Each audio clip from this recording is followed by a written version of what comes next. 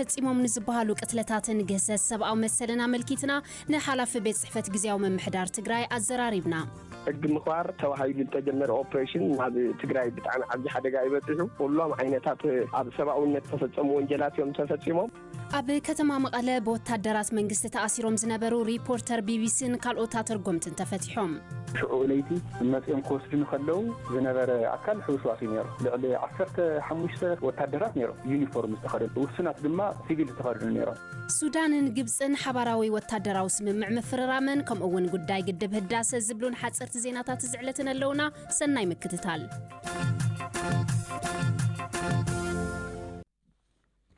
ግዚያዊ መምሕዳር ትግራይ ሰራዊት ኤርትራን ፍሉይ ሓይሊ ኣምሓራን ካብ ትግራይ ክወፁ ምስ መንግስቲ ፌደራል ከም ዝተዘራረበ ኣፍሊጡ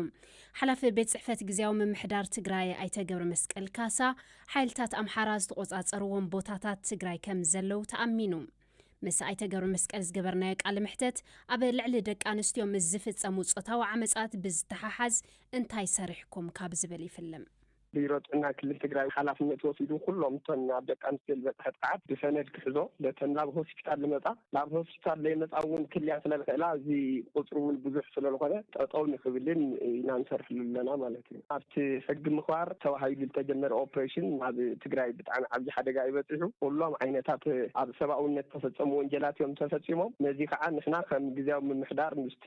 ፌደራል መንግስቲ ምስ ፌደሬሽን ምክር ቤት እውን ዘተጌርና ኢና ናይ ሰለስተ ወርሒ ሪፖርቱን ቀሪብሉ ፌደሬሽን ምክር ቤት ክልሉን ኮማንድ ፖስት ልምሓደር ህፁፅ ጊዜ ኣዋጅ ከዓ ፌደሬሽን ምክር ቤት ስለዝኾነ ላወጆ ልኡ ተኸቲሉ ንበፅ ዘለው ሓደጋታት ወንጀላት ፌደሬሽን ምክር ቤት ባዕሉ እውን ስለልምልከቶ ጠጠው ንኸብሎ ሓሲስና የለና ናይ ትግራይ ቦታታት ኣብ ትሕቲ ቁፅፅር ፍሉይ ሓይሊ ኣምሓራ ኣብ ምምሕዳር ከም ዝኣተወ እውን ይግለጽ እዩ እሞ ኣብዚ እንታይ ቅዋም ኣለኩም ግዚያዊ ምምሕዳር ቅዋሙ ግልጽ እዩ ኣብቲ ሕወሓት ለመሓድሮ ነበረ ትግራይ ዝበሃል ክልል ቁራስ ሴንቲሜትር እውን ቀኒሱ ከም ማሕደራ ይስእሊ ትግራይ እውን ኣብቲ ሕገ መንግስቲ ዝተቐመጠት ትግራይ ኢና ነመሓድር እቶም ሒዞሞ ዘለው ሓይልታት ሕጊ ጥሒሶም ልዕልና ሕጊ ናይቲ ሃገር እውን ጥሒሶም እዮም እቲ መሬት ሒዞሞ ዘለው ንሕና ከም ግዚያዊ ምምሕዳር ኣብቲ ክልል መንግስቲ መስሪትካ ምውፃእ እዩ ዋና ዓላማና ቀፂሉ ከዓ ድሕንነት ህዝቢ ትግራይ ምሕላው እዩ እዚ ዝገብር ብጣዕሚ ዘበላሽው ሓይልታት ኣለው ብዝተወደመ መልክዕን ብመንግስቲ ክልል ኣምሓራን ዝምራሕ ስለዝኾነ ልዕሊ 1 ሚልዮን ህዝቢ ኣበይ ከም ዘሎ ኣይንፈልጥን ንክወፁ ኣባይታ ዝገበርኩሞ ነገር ይህልዶ ከም ግዚያዊ ምምሕዳር ኣነ እውን ባዕለይ ልመርሖ ሓደ ቡድን ናብ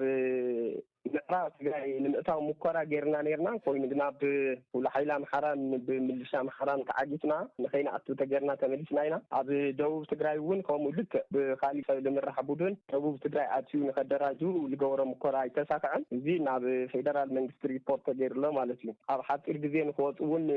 ንሕና ብተደጋጋሚ ነጊርናዮም ኢና ንክወፁ ጥራሕ ዘይኮነስ ብዙሓት ወንጀላት ዝተፈፀሙ ስለዝኾኑ ካብ ዝስርሖም ንክቁጠቡ ተፅዕኖታት ንገብር ለና ኢና ሙሉእ ምዕራብ ትግራይ ኣብ ትሕቲ ኣምሓራ ክልል ይልሎ ካብ ተከዘ ልልየሎ ማለት እዩ ሰሜን ምዕራብ ተወሰነ ቦታታት ማይ ፀብሪን ጠለምትን ማለት እዩ ደቡብ ትግራይ ከዓ ኮረምን ኣላማጣን ከተማ ኣሎ ናይቲ ገጠር ወረዳ እውን ሓዊሱ ኣብ ትሕቲ ክልል ኣምሓራ እዮም ዝርከቡ ቀፂሉ ኣብዞም ፍሉይ ሓይሊ ኣምሓራ ሒዝዎም ዘሎ ቦታታት ብሓይሊ ዓፊንካ ናይ ምውሳድ ኣሎ ሰባት ድብደው እዮም ሳልሳይ ከዓ ይቁተሉ ብመካይን ፅዒኖም ከዓ ብሓይሊ ተከዘ ሻጊሮም ኣሳፊሮም ይልእኽዎም ማለት እዩ ሙሉእ ንብረቶም ተዘሪፉን ናይ ፍርቆም ከዓ ገዝኦም ተቃፂሉን ብሓይሊ ናብ ትግራይ ልመፁሉ ኩነታት እዩ ተፈጢሩሉ ኣሎ ዝሮ ስታቲስቲክስ ኤጀንሲ ትግራይ ኣብ ዘን ቦታታት ዝነበረ በዝሒ ህዝቢ ትግራይ ቁፅሩ ስለለዎን ፌደራል መንግስቲ እውን ስለዝፈልጦን ንሕና መሬትና ጥራሕ ክምለስ ዘይኮነስ ነዚ ወንጀል ዝፈፀሙ ኣብ ሕጊ ጠጠው ክብሉ ኢና እንደሊ ማለት እዩ ኣብ ዝተፈላለዩ ቦታታት ትግራይ ሰራዊት ኤርትራ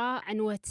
ይፍፅም ከም ዘሎ ሚድያታት ዓለም የቃልሓ ኣለዋ ተኣምንሉ ድኹም ህዝቢ ትግራይ ብምሉእ ብዓይኑ ዝረኣዩ ስለዝኾነ ግዚያዊ ምምሕዳር እውን ሙሉእ ኣቋሙ ሰራዊት ኤርትራ ካብ ትግራይ ክወፅእ ከም ዘለዎ ካቢነ ናይ ትግራይ እውን ብምሉእ ድምፂ ተስማሚዑ ኣቋም ዝሓዘሉ ኩነታት ኢሉ ኣሎ ማለት እዩ ከመይ ወፁን እንታይ ገብሩን ዝብል እቲ መከላኸሊ ሃገርን ፌደራል መንግስትን ክውስኖ ዘለዎ ሰሙዮም እውን መግለፂ ክብሉ ዝግባእ ዝሮ ግን እዞም ሓይልታት እዚኦም ኣብ ትግራይ ውሽጢ ኣለዉ መሬት ትግራይ እውን ሒዞም እዮም ወንጀል እውን ፈፂሞም እዮም ዝፈፀሙ ወንጀል እውን ብዝርዝር ዝፍለጥ እዩ ኣብ ከተማ መቐለ ይኹን ኣብ ካልኦት ከባቢታት ንዘጋጥም ቅትለት መንኣሰይ ተሓታቲ መን እዩ ትብሉ ኮማንድ ፖስት ናይቲ ክልል እዩ ትሕተት ምክንያቱ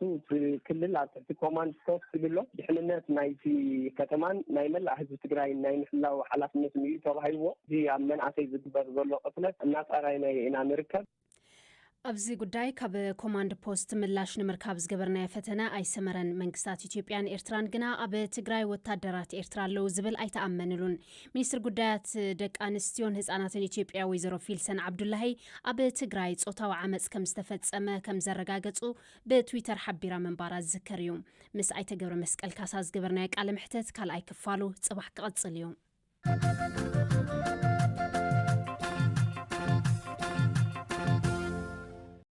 ኣብ ከተማ መቐለ ብወታደራት መንግስቲ ተኣሲሩ ዝነበረ ጋዜጠኛ ቢቢሲ ግርማይ ገብሩ ሎሚ ብዘይ ክሲ ናጻ ተለቂቑ ጋዜጠኛ ታምራት የማነ ከምኡውን ከም ተርጎምቲ ኮይኖም ምስ ፋይናንሻል ታይምስን ኤኤፍፒን ዝሰርሑ ዝነበሩ ኣሉላ ኣካሉን ፍጹም ብርሃነን እውን ከም ዝተፈትሑ ቢቢሲ ኣረጋጊጹሎም ምክንያት መእሰሪኦም ዛጊድ ብወግዒ ተገለጸን ኣባል ቢቢሲ ትግርኛ ዝኾነ ግርማይ ድሕሪ ናይ 2 መዓልታት ማእሰርቲ ናብ ገዝኡ ምምላሱ ከም ዝሐጎሶ ተዛሪቡ ብዛዕባ መፍታሕ ናይቶም ብሶኒ ምስኡ ኣብ ቀይዲ ዝኣተው 4 ጎረባብቱ ግና ዝተፈልጠ ነገር የለን ንናይ ደገ ሚድያ ብትርጉም የተሓባብሩ ካብ ዝነበሩ ሓደ ዝኾነ ፍጹም ብርሃነ ነቲ ዝተተሓዘሉ ኩነታትን ዝነበረ ምርመራን ብኸምዚ ገሊጹልና خلت معلت مسرحنا مجمرت أنا عين حجم من الجزاء يوم ليتي حرش عند الجنة وسدوا حرش عنا جزانا أتونا بربرو فرارحوا يوم في التشاجرهم بحرنا عي نفتينا وتدراوي كوليج وسيدم يوم أسيرمني تفلالي نجارات يوم زاروني رم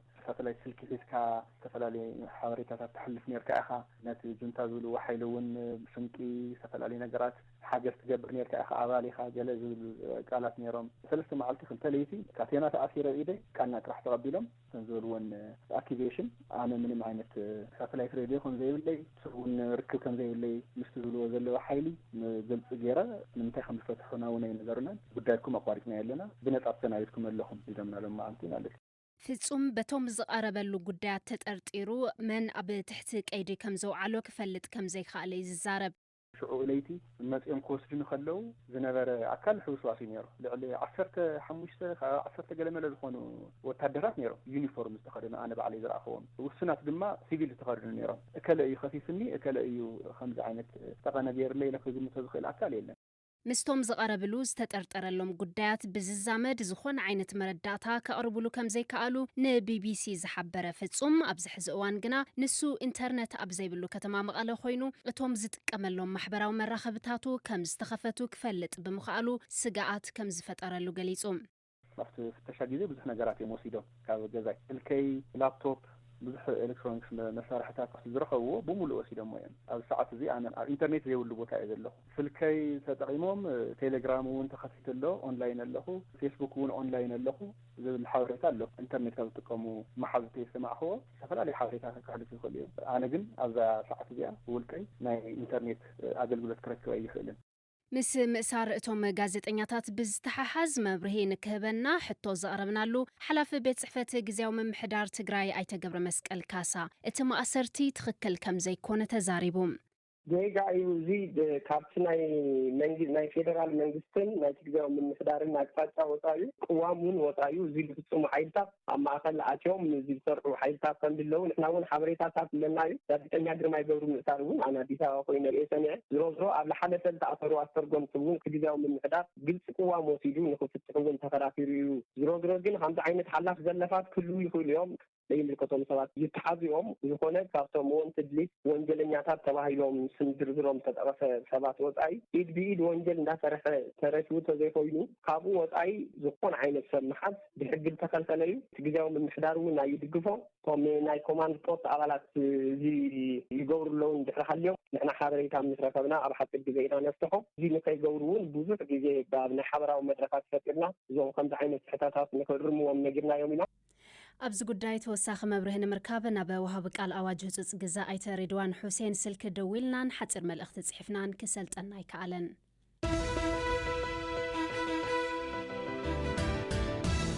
ሕዚ ድማ ሓፀርቲ ዜናታት ዝዕለት ክነግረኩም ኣብ ደቡብ ሱዳን ሓንቲ ነፋሪት ብምሕምሻሻ ኣብኣ ዝነበሩ 10 ሰባት ኩሎም ከም ዝሞቱ ሰብ መዚ ገሊፆም እታ ኣብ ዞባ ጆንግለይ ኣብ መዕርፎ ነፈርቲ ምስ ተዓለበት ብኡ ንብኡ ዝወደቐት ንእሽተይ ነፋሪት ብሓደ ናይ ብሕቲ ትካል ትውነን እያ ጠንቂ ናይቲ ሓደጋ ዛጊድ ከም ዘይተፈለጠን መርመርቲ ናብቲ ቦታ ከይዶም ከም ዘለውን ሚኒስትር መጓዓዝያ ሓቢሩ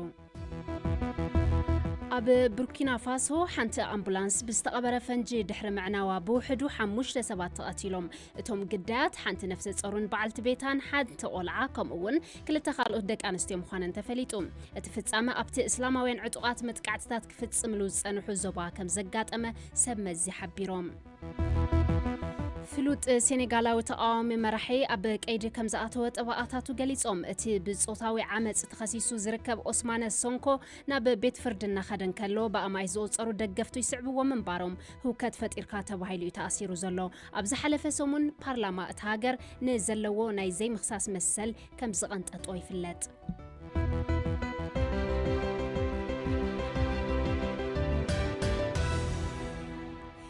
ግብፅን ሱዳንን ምስ ኢትዮጵያ ንዘለወን ጸገም ዲሞክራሲያዊት ሪፐብሊክ ኮንጎ መንጎኛ ክትከውን ደግፈን ሱዳን ኣብ ዝቕነ ሕብረት ሃገራት ሕብረት ኣውሮጳን ኣሜሪካን ኣብቲ ብሕብረት ኣፍሪቃ ዝካየድ ሽምግልና ክሕወሱ ሓቲታ ምንባራ ይዝከር ኣክሊሉ ጸጋይ ውሽጣው ጎንፂ ኢትዮጵያ በተደጋጋም ዝግለጽ ዘሎ ምትእትታው ሰራዊት ኤርትራ ናብ ትግራይ ሰራዊት ሱዳን ናብ ዶብ ኢትዮጵያ ኣትዩ ዝተፈላለዩ ቦታታት ምቁጽጻሩ ወታደራዊ ምሕዝነትን ስምምዓትን ግብፂ ምስ ሱዳን كمون ጉዳይ ግድብ ህዳሰ ንኹነታት ቀርና አፍሪቃ ናብ ዝለዓለ ወጥሪ ከኣቱ ገይሮም ኣለዉ ሱዳንን ግብፅን ድማ ለዓሎት ወታደራዊ ኣዘዝተን ብተኸታታሊ ከካይድዎ ዝቐነዩ ዘተታት ሓበራዊ ስምምዓት ብምፍራም ከም ዝዛዘሙ ተፈሊጡሎም ኣገልግሎት ዜና ሱዳን ሱና ከም ዝሓበሮ እቲ ስምምዕ ብድሕርቲ ኢታማዦር ሹም ሰራዊት ግብፂ ሌፍተናል ጀነራል መሐመድ ፋሪድ ኣብ ካርቱም ዝገበሮ ምብጻሕይ ተፈሪሙ ኢታማዦር ሹም ሰራዊት ሱዳን ሙሐመድ ዑስማን እቲ ስምምዕ ንብሔራዊ ድሕነት ክልቴን ሃገራትን ጥንኩር ሰራዊት ንምህናጽን ዝዓለመ ይምባሉን ግብፂ ንሱዳን እትገብሮ ደገፍ ከም ዝንእድ ምግላጹን ዝጸብጸበ ድማ ወኪል ዜና ቻይና ዢንዋ እዩ ሌፍተናንት ጀነራል ሙሐመድ ፋሪድ ሓበራዊ ዝኾኑ ከባቢያዊ ስጋኣታት ኣለውና ነቶም ስጋኣታት ብሓባር ንምጽዋርካ ብሓባር ክንሰርሐለና ምባሉ ጸብጻብ ግብፃዊት ጋዜጣ አልአሕራም የመልክት ሱዳንን ግብፅን ቀደም ክብል ሓበራዊ ወታደራዊ ልምምድ ዝገበራ ኮይነን ኣብ መጻውን ተመሳሰልቲ ልምምዳት ከም ዘካይዳ ትጽቢት ይግበር ከም ጸብጻብ ጋዜጣ አልአሕራም እንተኾይኑ ድማ ፕሬዝዳንት ግብፂ አልሲሲ ካብ ጽባሕ ሐሙስ ክሳብ ቀዳም ኣብ ዝህሉ መዓልታት ናብ ሱዳን ምብጻሕ ከም ዝገብር ትጽቢት ኣሎ እዚ ወታደራዊ ርክብ ክልቴን ሃገራት ግን ንኢትዮጵያ ዘቕስን ክኸውን ኣይካለን ሰራዊት ሱዳን ዶብ ጥሒሱ ብምእታው ዝተፈላለዩ ቦታታት ከም ዝተቆጻጸረ ብምግላጽ እቲ ጉዳይ ብሰላማዊ መንገዲ ንኽፍታሕ ዝጽውዕ ዘሎ መንግስቲ ኢትዮጵያ ሱዳን ነዚ ትገብር ዘላ ብሳልሳይ ኣካል ተደፋፊኣ ከም ዝኾነት ይዝገልጽ እቲ ሳልሳይ ወገን መንዩን ዝብል ግን ኣየነጽረን ጉዳይ ህንጸት ዓብይ ግድብ ህዳሰውን ኣብ ልዕሊ ትሕዝ ዘሎ ረስኒ ካልእ ተወሳኺ ረስኒ ዝፈጥር ዘሎ ኮይኑ ዳግም ክጓሃር ጀሚሩሎ ኣብ ዝቕነ ሱዳን ሓደ መርገጺ ኣፍሊጣላ ኣብቲ ብሕብረት ኣፍሪቃ ዝካየድ ሽምግልና ሕብራት ሃገራት ሕብረት ኣውሮጳን ኣሜሪካን ክሕወስዎ ከምውን ኢትዮጵያ ትፍጽሞ ዘላ ምምላእ ማይ ነቲ ግድብ ከም ዝጎድእን ብምሕባርያ ሓድሽ መርገጺ ኣወግዓው ዝገበረት ሚኒስትሪ ጉዳይ ወጻኢ ኢትዮጵያ ግን እቲ ስሉሳዊ ድርድር ብሸምጋልነት ሕብረት ኣፍሪቃ ይካየድ ዘለሉ እዋን ካልኦት ኣደራደርቲ እቶም ምባል ንኣበርክቶ እቲ ኣፍሪቃዊ ትካል ዘነኣሲ ክብል ገሊጹሎም ወሃቢ ቃል እቲ ሚኒስትሪ ኣምባሳደር ዲና ሙፍቲ ክሳብ ሎሚ ዝነበረ መስርሕ ድርድር ንሕብረት ኣፍሪቃ ብኣቦ መንበርነት ይመርሕ ንዝነበረ መርሐ ደቡብ ኣፍሪቃ ብምስጋን ኣብ ቀረባ ነቲ ኣቦ መንበርነት ዝተረከበ መርሐ ዲሞክራሲያዊት ሪፐብሊክ ኮንጎ ነዚ መስርሕ ክቐጽሎ ሓቲት እዩ ሱዳንን ግብፅን እውን ዲሞክራሲያዊት ሪፐብሊክ ኮንጎ ነቲ መስርሕ ዘተ ብመንጎኝነት ክትመርሖ ደግፈን ኣለዋ ሚኒስተር ጉዳያት ወጻኢ ግብፂ ሳምሕ ሸኹርን መዘንኡ ሚኒስትር ጉዳይ ወጻኢ ሱዳን ሚርያም አልሳድቅ ብሓባር ኣብ ዘውፅዎ መግለጺ ነቲ ብሕብረት ኣፍሪቃ ዝተመወለን ኣሜሪካ ሕብረት ኣውሮጳን ሕብራት ሃገራትን ዝሳተፍዎ ዘተ ዘለዎም ደገፍን ቅሩብነትን ገሊጾም ንሎማዓልቲ ዝበልናዮ መደባትና እዚኦም ነይሮም ዝኽበርኩም ሰማዕትና